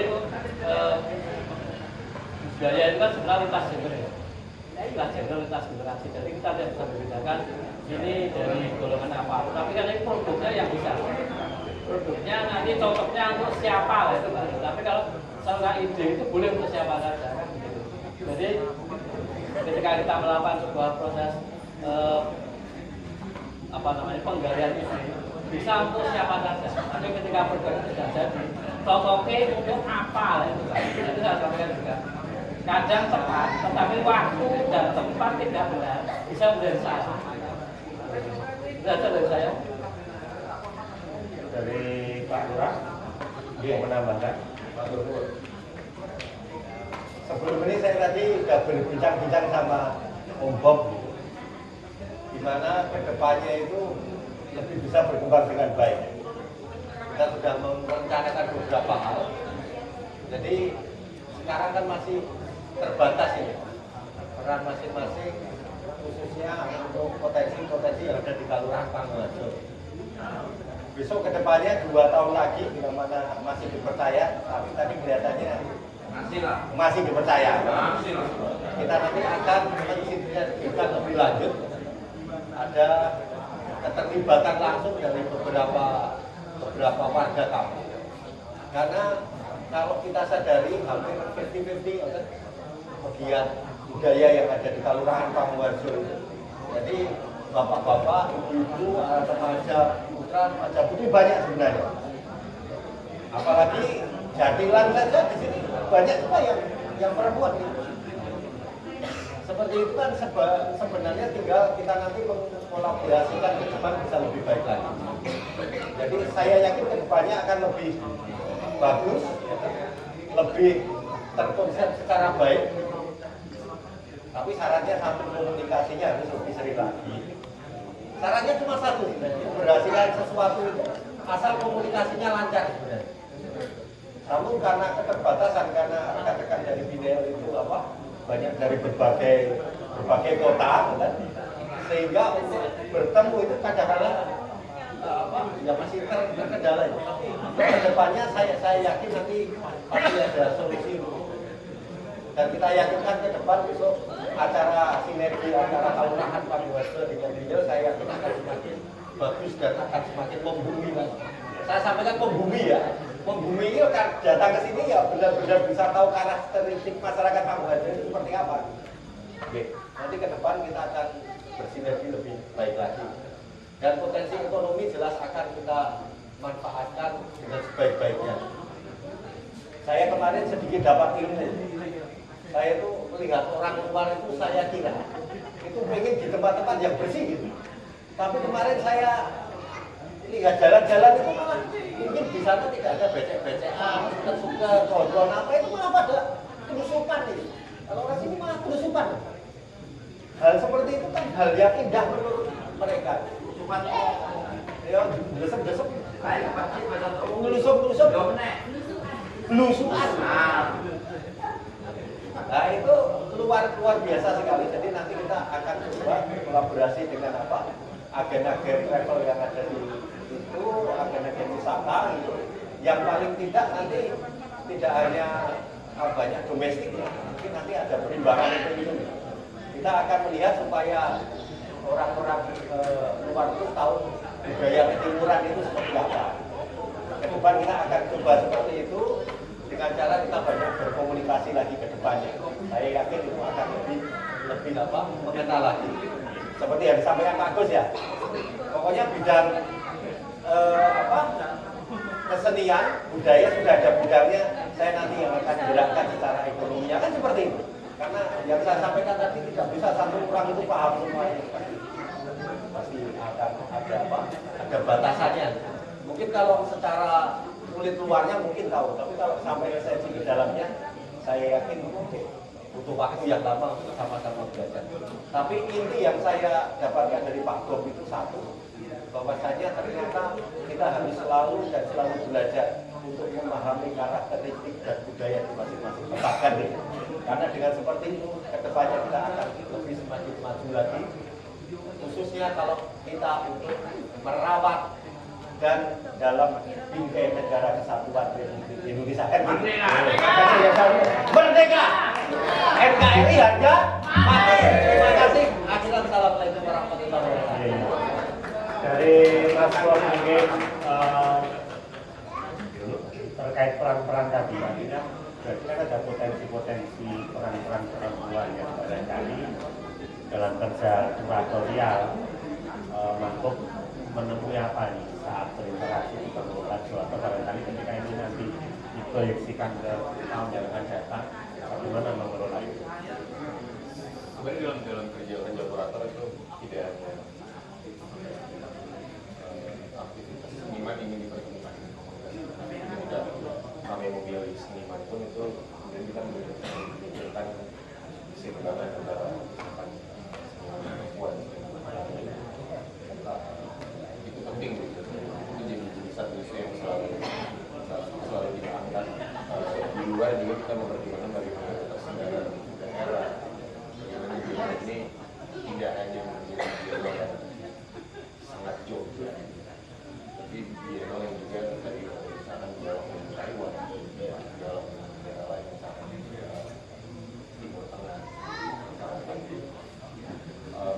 beberapa karya misalkan sewa dengan membuat workshop untuk membuat pola-pola yang menjadikan yang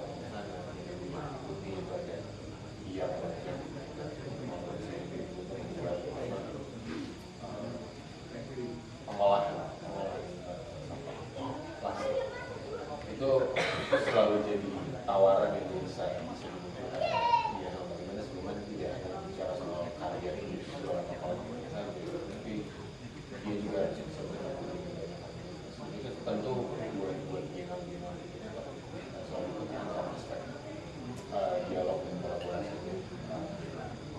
Meskipun kita tentu masih ada pertimbangan bahwa ada karya-karya yang juga tetap tidak harus kolaborasi, tapi harus tren.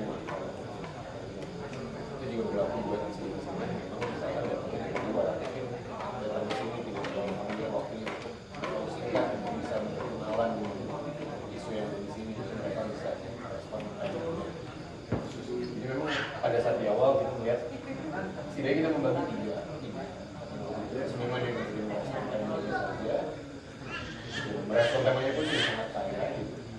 Jadi kemudian ada seniman yang berkolaborasi dengan disiplin lain, dengan komunitas, namanya pelaku bidang yang bukan seniman. Dan juga sebenarnya kita memiliki ada seniman yang memang sifatnya tunggal di sini, mengenal membuat karya berdasarkan harapannya kegiatan teknologi ini bisa melengkapi ketika misalkan diharapkan dari Pak Agus ada harapan bisa menghidupkan aspek ekonominya itu kita tidak bisa membebankan itu seniman karena misalkan dia berpikir bahwa seniman potensinya di waktu itu munculkan nanti kesadaran ini kemudian bisa jadi pihak lain pemodal kemudian jadi tertarik bagaimana itu posisi seni karya seni posisi karya seni seniman seringkali dia tidak daerah sudah mungkin memberi solusi atau menyelesaikan masalah menemukan fungsinya pada akhirnya bicara soal estetikanya indah atau enggak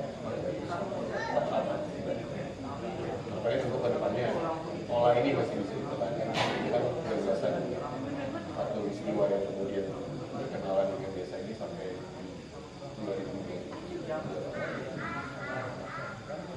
Terima kasih Mas Bob. Terakhir closing statement dari Pak Agus berurutan Mas Bob, terakhir Pak Lurah, nanti terus ditutup oleh Mas Mada Engren. Berikutnya saya kembalikan ke MC. Silakan Pak Agus, closing statement. Satu hal yang paling penting dalam proses kebudayaan adalah inovasi dan keberlanjutan. Jadi ketika kita berbudaya, jangan sampai budaya itu menjadi hilang. Baik itu pengaruh dari luar maupun proses internal, seharusnya adalah memperkaya, bukan menghilangkan apa yang sudah ada. Kemudian yang kedua, yang dulu sudah ada tapi menjadi hilang, perlu dikembangkan lagi menjadi sebuah identitas. Jadi ketika kita akan membuat sebuah identitas, tidak hanya pada saat ini, mungkin bisa kita gali dari yang kemarin-kemarin ada, kemudian kita kembangkan, itu menjadi sebuah identitas dari sebuah wilayah tersebut. Terima kasih. Mas Bob. Penyelenggaraan di jam 18 kalau ini harapannya adalah bagaimana seniman itu bisa bertemu dengan pengetahuan yang mungkin sudah lama ada di masyarakat tapi tidak terakses dengan masyarakat generasi baru. Harapannya memang karya-karya di sini memunculkan ketertarikan untuk ya, kita punya banyak kesalahan yang juga buat kita merasa kita berjamaah kita ada di sini. Tapi tanah itu harapannya seniman dianggap komunitas individu kelompok ketemu berdialog dan kemudian bisa melakukan seniman yang sekarang. Terima kasih.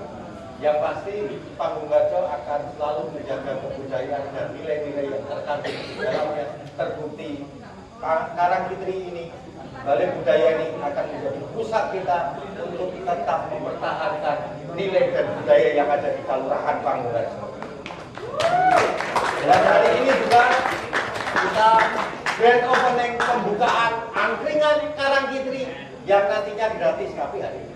Besok bayar. Nah, besok bayar. Dan jadi ini suatu pembukaan yang bagus sekali dan insya Allah ini nanti akan lebih meramaikan daerah ini. Insya Allah nilai-nilai akan tetap kita jaga di Kelurahan Panggung Harjo yang kita cintai. Matur nuwun ketiga narasumber, pada penonton juga terima kasih. Sudah 2 jam kurang lebih kita sama-sama menyimak. Artinya memang ini tema dari video yang menarik. Justru entah kenapa di video sejak menggunakan tema-tema yang kemudian Jawa menurut saya seni kontemporer makin ngambah lemah, semakin menginjakkan bumi dan membumi selalu dengan warga manapun itu yang kemudian menjadi isu video yang barangkali ke depan menjadi proyeksi yang lebih benar. Terima kasih semuanya, Mas Mada, silahkan. Oke, satu lagu penutup, nanti yang tahu lagunya boleh kita nyanyi bareng-bareng. Siap, bro? Yuk.